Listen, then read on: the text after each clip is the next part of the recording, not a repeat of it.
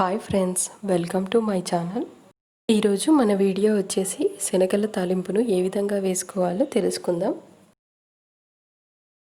శనగలను శుభ్రంగా కడిగి నిండుగా నీళ్లను పోసుకొని 4 లేదా 6 గంటల పాటు నానబెట్టుకోవాలి.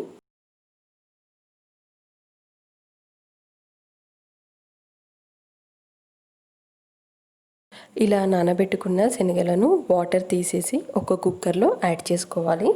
ఇందులో 1 గ్లాస్ వరకు వాటర్ని పోసుకొని తగినంత ఉప్పుని యాడ్ చేసుకోవాలి. సాల్ట్ని యాడ్ చేసుకున్న తర్వాత కుక్కర్ మూత పెట్టి 2 లేదా 3 విజిల్స్ వచ్చే వరకు మీడియం ఫ్లేమ్లో ఉడికించాలి. ఈ 3 విజిల్లు వచ్చిన తర్వాత స్టవ్ ఆఫ్ చేసుకొని ప్రెషర్ అంతా పోయిన తర్వాత మూత తీస్తే శనగలు పర్ఫెక్ట్గా ఉడికిపోయి ఉంటాయి. స్టవ్ మీద ప్యాన్ని పెట్టుకొని 2 టేబుల్ స్పూన్ల వరకు ఆయిల్ని యాడ్ చేసుకోవాలి. ఆయిల్ వేడయ్యాక అందులో 1 టేబుల్ స్పూన్ వరకు జీలకర్రను వేయాలి.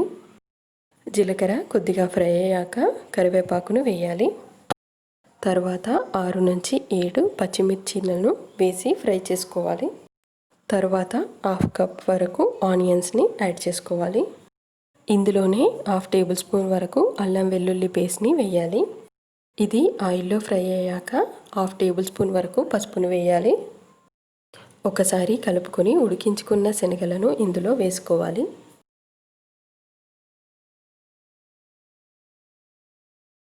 ఇవి ఒక 5 నిమిషాల పాటు ఫ్రై అయ్యాక 1/2 టేబుల్ స్పూన్ వరకు సాల్ట్ని యాడ్ చేసుకోవాలి. ఒకసారి బాగా కలుపుకొని మూత పెట్టి 3 నిమిషాల పాటు ఉడికించుకోవాలి. స్టవ్ ఆఫ్ చేసి 1/2 టేబుల్ స్పూన్ నిమ్మరసాన్ని పోయాలి. లాస్ట్లో ఇలా ఉల్లిపాయ ముక్కలని వేసుకోవాలి. ఇది పిల్లలకి హెల్తీ అండ్ టేస్టీ స్నాక్. ఈ వీడియో కనుక మీకు నచ్చినట్లయితే లైక్ చేయండి, షేర్ చేయండి, నా ఛానల్ని సబ్స్క్రైబ్ చేసుకోండి.